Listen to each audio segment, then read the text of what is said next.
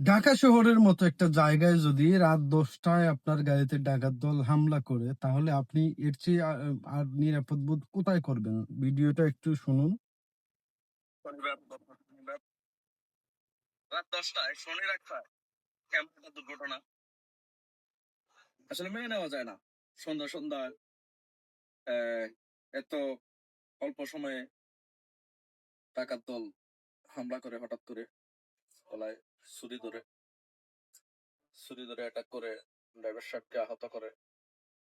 সেক্ষেত্রে এক প্রকার ড্রাইভার সাহেব বাঁচার জন্য, নিজেকে সেভ করার জন্য চেষ্টা করতে গিয়ে আজকে গাড়ির এই দুর্ঘটনা।